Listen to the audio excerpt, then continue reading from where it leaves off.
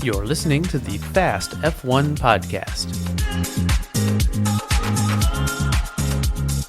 Hello again, everybody, and welcome back to the Fast F1 podcast with me, Danny Kane. And I'm Emilia Kane. And today we are reviewing the Emilia Romagna Grand Prix, the Imola Grand Prix as I want to call it. San Marino Grand Prix. I think we had this whole thing last year, too. Yeah, whatever. It's not called that. It's called the Emilia Romagna Grand Prix. Something Grand Prix.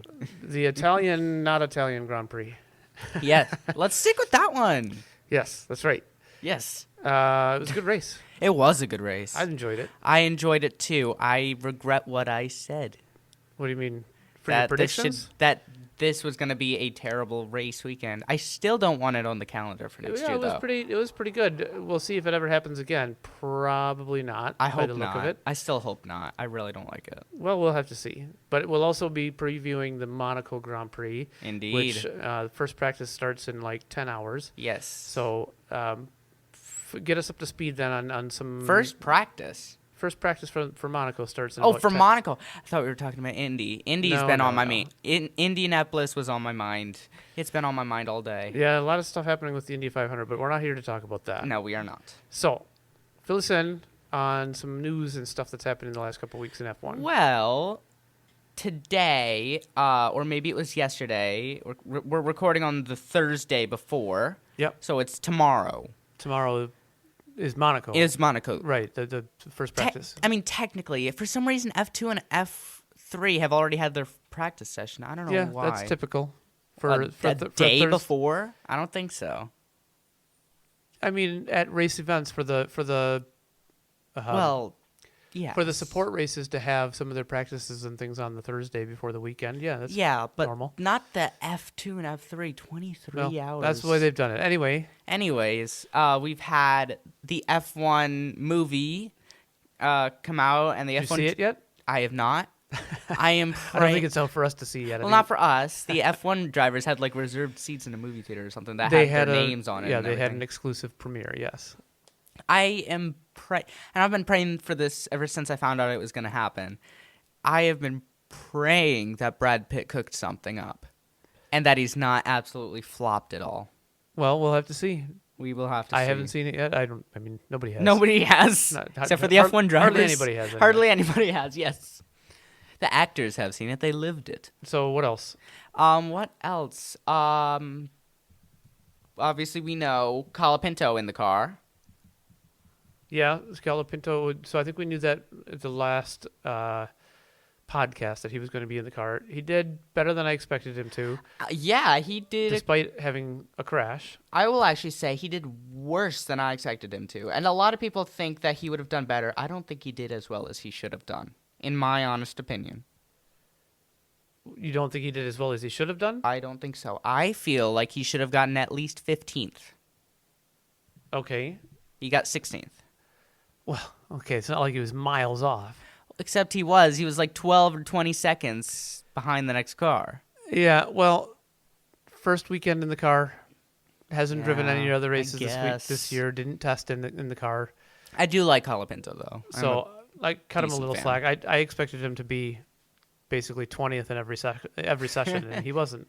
Well, not every session. But he did tear the front end off the car, in a crash in qualifying. So he's not the only one. Got to knock him back a little bit for that. He's not the only one, though. I didn't actually see it. I meant to go and see if I could find the Sky Sports coverage of that moment, because as I understand it, on their coverage, so we always watch the race F1 TV, because we're Americans and we don't have Sky Sports, annoyingly. Well, no, we could watch it on like ESPN or something like that. Yeah, there's always ways to figure it out. But anyways, we always watch it on F1 TV, and I was listening to the Sky Sports coverage. Yes. And it sounds like they had a video clip of Jack Doohan in the pits after Colapinto crashed, and he was like laughing about it or something like that. No way. Yeah, or smiling, yeah. Did he actually? Something to indicate like he was like, "Ha, serves him right for taking my spot." Yeah. Oh my days! I gotta see that. Yeah, I gotta go look for it. Wow. But I haven't yet. When did you find this out?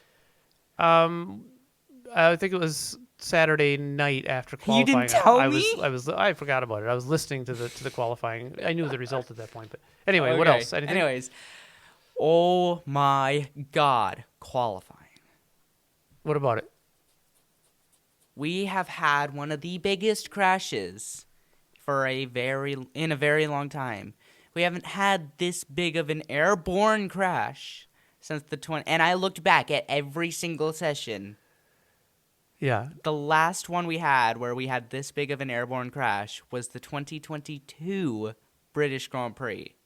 Now Okay. keep in mind That was when Joe went into the. that was when Joe went Yeah. into the tire barrier in the race. This was Sainz's first win that we're talking about. Yeah. He has 4 wins now. He's not even that team anymore. When was Grosjean's big crash? That was 21. That was 2020. 2020. Okay. That was the I was gonna say. I mean, that wasn't an airborne crash, but that was a pretty. that was damn, a pretty dang That was a pretty dang big crash. pretty big crash. Yeah. Yeah. We're still scarred from that one. Yeah. He's- Sonoda's crash. He's still scarred from that one. Yeah. Sonoda's crash was. I mean, it was frightening looking after the Yeah. fact, but by the time they showed him flipping, we already knew he was okay. So I hadn't watched not qualifying as scary when you yet, see that but- sort of thing, you know. I guess, but keep in mind, like, he landed at first on top of it where Yeah. his helmet was. So Yeah. if we see once again how wonderful it is to have this halo, Yeah. because if the halo wasn't there, he probably would not have died. Well, he could have hit his head. He could have hit his head. He Yeah. probably would have gotten a concussion or something. Who knows? Who but knows? but nevertheless, it's a safety feature that's there. It does its job. I and love the halo Yeah. idea. As much it's as I actually gotten to the hate- point because you weren't following F1 yet when the Halo came out, No, but not quite. Almost, but not quite. it was. I was not against it because I knew it was a safety measure, but it did look weird to me, and I Yeah. felt like they could have done a better job of making it look more aesthetically pleasing. Where you don't have it like in between the eyes. Yeah, I don't know, 'Cause but that's kind of annoying. I when you mean, I've can't gotten see so right in used to it front. now that I look back at like 2016, 2017 before they had it, and the cars look really strange without it. Yeah, I was noticing that too recently. I was Yeah. like, wait, what? Now, on the other hand, IndyCar and their thing where they've got I don't know what they They've call got it. like the glass thing around it, don't Yeah, I don't know what they call it, but I it's got like like- a safety shell of sorts around I them, and I really still like don't like that. I like the viewpoint of it. I like how much the drivers can see out of it. Yeah, I mean, I guess, but it still looks goofy to me. It does still kind of look goofy. I will admit that. Yeah. And it does still make their heads really close to the cars, like closer than the halos. Yeah, I mean, effectiveness, I think it's the same, though. It has the same effect. I mean, either way, it's a good thing to be there. It's just, it looks strange. Speaking of IndyCar, I know you didn't want to get into IndyCar, but we were talking about Tsunoda's crash. IndyCar, as of the time we're recording this, they've already had 3 airborne crashes. Yeah, 3 different cars have flipped over between be- practice and qualifying. And between this and the fact that 2 weeks ago, I don't know their names, but may they rest in peace, 2 motorcycle drivers have lost their lives, and the fact that Tsunoda has had this big crash, it gives me this like dark feeling like something bad's gonna happen. Oh, yeah, well, yeah, I mean, the Indy race, I don't understand how the drivers can continue to race there. It just I seems know terrifying it's to me. so scary. They've Yeah. they've had airborne crashes there all the time now. Nobody's been hurt, but still, Yeah, it's crazy. when their average speeder on that lap is 230 It's miles an hour. faster than Average speed. F1 cars. Yeah. Can you believe that? F1 cars. I mean, I can are believe it so 'cause it's an widely oval. Well, I know, but F1 cars are so widely considered the fastest. Well, IndyCar. but Imagine if they're not F1 fastest speed. I mean, even No. NASCAR cars, depending on the race, go faster than F1 cars. That's shocking, though. or near it anyway. But Yeah. I mean, anyway, But that it's still so dangerous. But that's not what we're here for, anyways. yeah. If you want to go fast, drive a top fuel dragster. Yeah, drive 300 plus miles an hour. 230 miles an hour. Yeah. Okay, so then, other than Tsunoda's crash and Doohan's crash in qualifying, any big surprises that happened? I can think of 3. 3. You're in- joking. In Q2. Q2? Oh, okay. No. You were so in I denial wanna- you didn't even remember it. Yeah, I was. Can I leave the room for this one? Yeah, so Kimi No. Antonelli, 13th. And then your 2 Ferrari drivers, 12th and 11th. Those were the 3 that I was thinking of. I was like, I actually fell to the floor. Like when Antonelli, Oh, you were plenty well angry I during was qualifying. I don't think that's. I think that's a very light touch of it. I think mortified is a great word. As soon as I found out Kimi was out, I was standing up at the time. I fell to my knees, and then I saw Hamilton get out, and I fell to my on the front of my legs. And then I saw Hamilton got out, and then I just started laying down on the floor face first. And I was so crushed. Yeah. Yeah.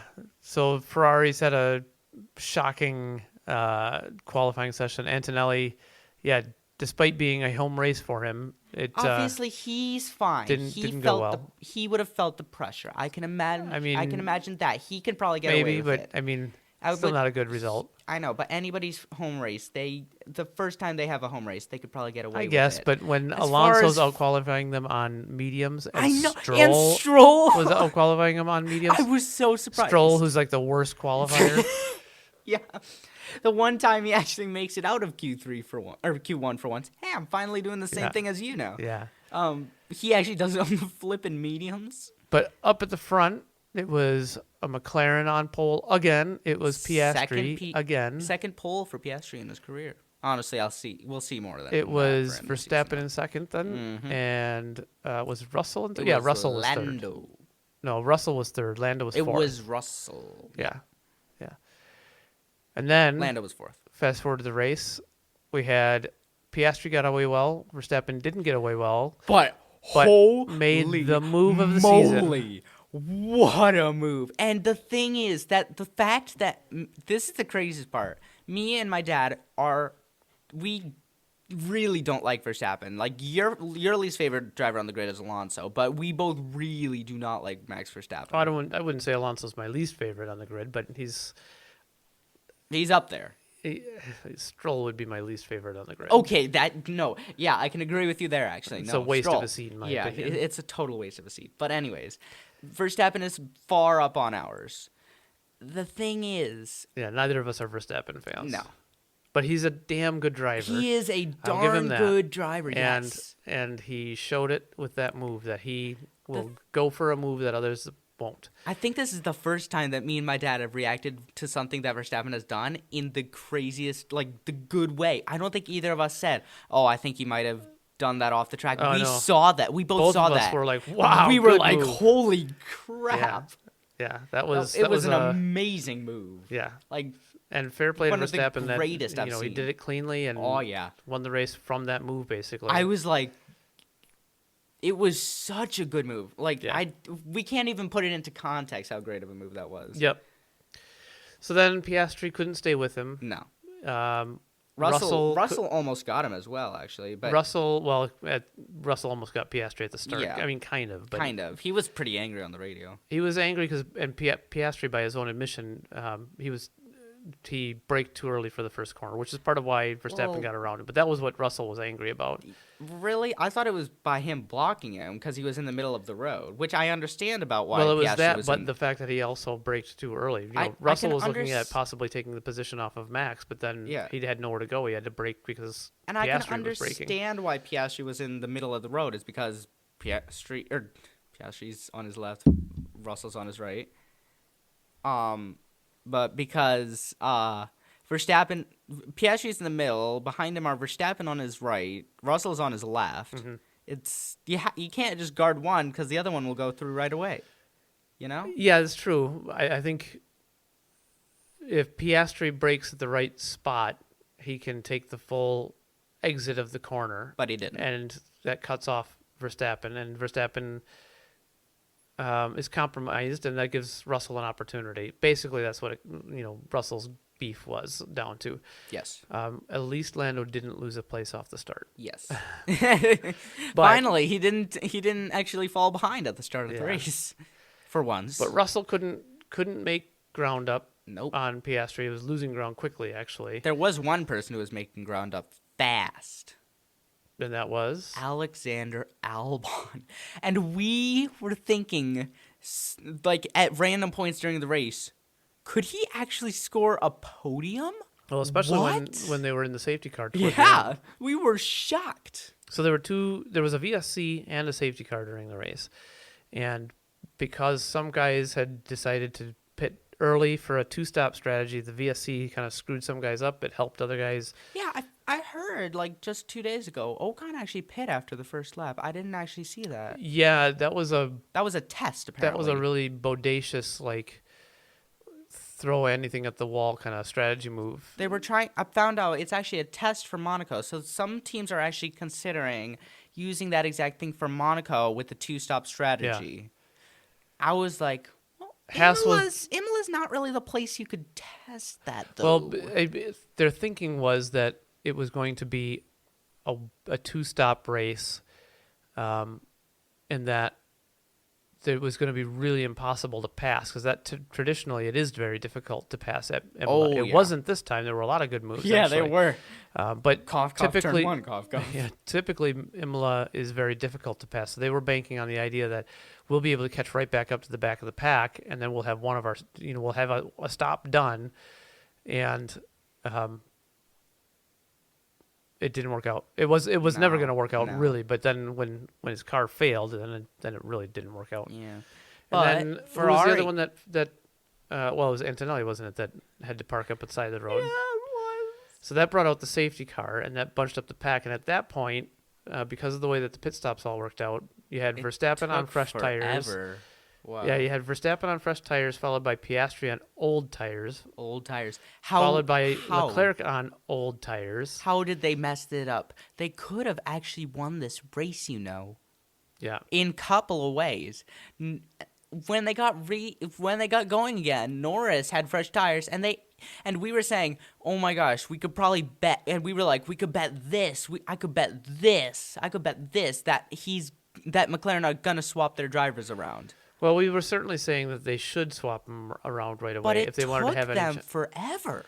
Yeah, so I imagine that the two things behind that is that they have in their drivers' contracts that they won't favor one driver over the other.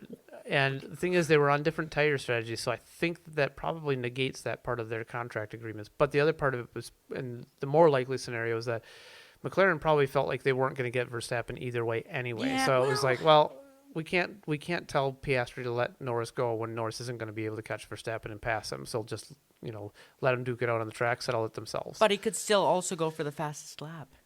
Which doesn't mean anything anymore. They don't need that. Oh that yeah, discount for a point never anymore. mind. So And it's still a good thing to have, I guess. It's a little mini trophy. So, right toward the end, Leclerc and Albon go side by side. Albon goes off track. Before we get to there, I just want to point out how great Ferrari were doing for once. Thank you. They did have an excellent strategy in this race. They did. Keep it up. Didn't work out in the end for Leclerc because of the safety car. Yes. But And then he goes ahead and forces Albon off. he forced Albon off. And there was no penalty, though, because he gave the position back to Albon. And now, I'm going to say, as a very big Ferrari fan, and I will say deeply from the bottom of my heart, I love you, Ferrari, but that was wrong. you don't think that he should have given the place back? I think he should have gotten the penalty. I think he should have gotten a penalty even though he gave the spot back. Exactly. Because he wasted Albon's time. Well, and the other thing is, it still cost him a position. Yeah. It cost Albon a position. Yeah. It doesn't matter. I know that the FIA or the stewards, they don't look at the result of what happened, but you kind of have to. Yeah. Because, okay, fine, he gave the position back. But that ruins But Albon still your lost a position. Yeah, because that ruins your chance to get the next driver. Well, not only that, but another driver got past him in that process. Yes. I think it's... Yeah, because he also lost to Hamilton, didn't he? Yeah, so if Hamilton hadn't gotten by them and Leclerc gave him the spot at that point, fine, that's fair enough. Yeah. But because Hamilton got got by both of them, Leclerc giving the position back, it doesn't do it anything. still cost Leclerc. It still cost Albon a position. Yeah. It cost him fourth instead of he ended up fifth instead of fourth. Yeah, it was. So was crazy. I get it that the stewards were looking at, well, we hadn't made a decision on it yet when he gave the place up. I don't care. It still cost Albon a position. And then when you add on to that, it cost Albon a position to Leclerc's teammate. Yeah. That to me only drives home more that there should have been a penalty. Oh, yeah. And I know I'm in the minority on that position, but I don't care. No, I don't think you are, because you're talking to a Ferrari fan right here. You're also talking to your son I think here. I think you and I are in the minority. So in the end, Verstappen won the race, and he deserved it. You know, He made a great really move, smashed it controlled this the time. race after the start. He smashed it. He did a great job. Norris had a decent enough drive, and was a little bit fortunate with the way that the safety car worked out. But he second place is, he'll take that. It's and crazy. Piastri third. It's crazy how people are saying Norris and Piastri are looking for the title challenge, and that Verstappen could come maybe. Oh, I think I've never said that Verstappen's out of it. Yeah, I haven't either. In That's fact, what. if anything, That's I'm what worried F1. that he's going to still get it. Yeah, I am too. I'm so worried that he's gonna get it still. He's but within, that's what the he's within a race win at this But point. that's what F1.com is starting to say on some of their posts. What's that? Is that Norris and Piastri are going to be fighting for it, and Verstappen might be there. I know you're like, no, I think Verstappen, Piastri, and Norris will be in it. I'm like, Verstappen, Piastri, Norris, and even maybe George Russell, because he's still doing quite consistent. Russell's been very good. He's one still one of the close. best drivers of the season, but I mean, he just right now the car he would need to have vast improvements in the car to be able to fight for the title. Yes, I heard they're supposed to get some at Canada. As much as it pains me to admit this, I do think that the championship is going to come down to Verstappen and Piastri and not Norris. What? I know. Is that going to be a bonus season prediction? No. Speaking of predictions, let's move on to our predictions from the race. Let's move on. So it was what 9-3. Actually, no. Let's not move on. Let's skip it. It was 9-3 to me before this race, right? Yes, it was. Annoyingly. So for pole position, it was Oscar Piastri. You said Max Verstappen. and I said Lando Norris. I was so confident in that one too. Neither of us got that one right. Fastest lap of the race, you said Lando Norris? Yep, and I said Max Verstappen, and it was Max Verstappen. Yeah. Boo-hoo, I got it wrong. So Yay, 1 point for me. right. First place, you and I both said Lando Norris, And it was and it was Max Verstappen. It was Max. Second place, I said Max, you said Oscar. Neither of us got that one right. Third, I said Piastri, And you were right. and I was right. And you said Antonelli, and you were wrong because he didn't even finish. Because he didn't finish. We couldn't see what he could have gotten, even though he was super far down the order. Yeah. So as far as our wild predictions for the race, I said Piastri would not get in the top 10 in qualifying. Wrong. No, he got pole. That means you'd get to take away a point. No. And you said Max Verstappen will not finish the race, and he won the race. So both of us maybe were that's a pretty little far off. Maybe that's yeah. So 2 points to me, so it's 11-3 to me now. Yeah. What am I going to do with all the money? I don't know. I really don't. All right, I want it so bad. Looking forward to Monaco then. Yes. Who do you have on pole for the 2025 Monaco Grand Prix? God. Max Verstappen. Verstappen. I feel like I just compromised myself right now. I am going to do something that's going to make you happy, and I'm going to say Antonelli. Yes, sir! Yeah! Fastest lap of the race? Thank you so much, by the way. Probably be one of the back markers because it'll be a follow the leader race again. Yeah. Thank you so much. They are forced to do 2 stops in this race, though. They are, so and I'm maybe that'll excited. spice things and up. there's also a small chance of rain during qualifying. Well, we'll see. So what about first place? What do you think? Or sorry, fastest lap. I respectfully thank you for pole position being Antonelli, but I still want to kick your butt. Okay, so who do you think then for the fastest lap? Fastest lap. Piastri. Piastri. I'm going to say Albon. Albano. No, I'm not. I'm going to say Sainz. You've said Albon quite a few times for fastest lap. I'm going to say Sainz, actually. You're going to say Sainz? I'm going to say the other Williams. I just realized you've said Albon quite a lot for the fastest lap. Yeah. So third place, I am for the race. I'm going to say. I want to do something a little unusual. I'm going to say Antonelli for third. Unusual is one thing. Dreamy could be another. Was dreaming for you. What do you mean it's not dreamy for you? Who do you have for third place? I'm going to put in Charles Leclerc. Leclerc. I apologize to any Leclerc fans out there. Second place. What do you want? What do you got? Second place for me, I'm going to go Kimi Antonelli. Antonelli for second. Come on. So even though I put him pole, neither of us put him winning the race. So second place, I am going to say Leclerc.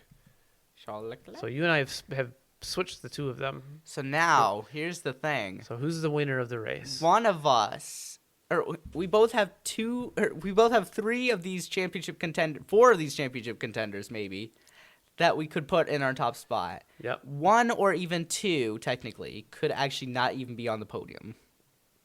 Okay. Wow. We have absolutely ruined this. Congratulations to whoever actually wins it in the end. It's going to be Hulkenberg. Yeah.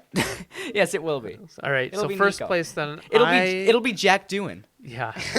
I'm going to say first place will be George Russell. No way. Why No did I Verstappen, no Piastri, no Norris. Nope. And no points Yeah. for me. You're just I see what you're doing. You're just trying to play along because you have too many points. No, I'm just trying to do something different for a change. I have a feeling that Yeah. I don't know. I've just got I a should- feeling that Monaco's going to throw a curveball. You? So who? Monaco? You. I'm not saying it's going to be a good race. I'm just saying it's going to be a Okay, curveball. just making sure. All right. Who do you have for first place then? I am going to put Max Verstappen. Verstappen. Boring. Really boring? You said Oscar Piastri, Lando Norris, and Max Verstappen for all of your predictions last race. Talk about boring. So what do you about a wild prediction for the race? Wild prediction? I think that's already a wild prediction. No McLaren on the podium. No McLaren on the podium. Heck yeah. I feel pretty good about this one. Okay.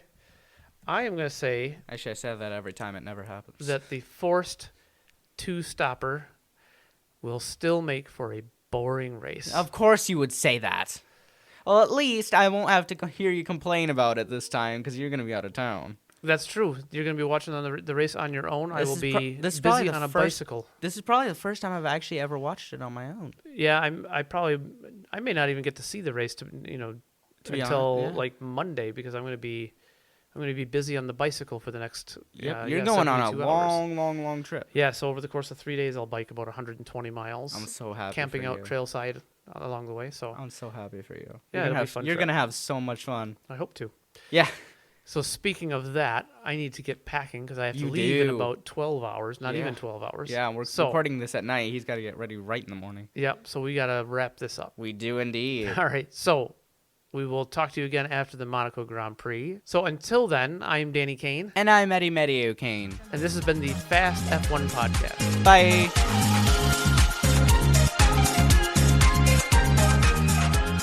Fast F1 is produced by Danny Kane and Eddie Mediao Kane. All rights are reserved. Music is performed by Alex Zavessa. Thanks for listening.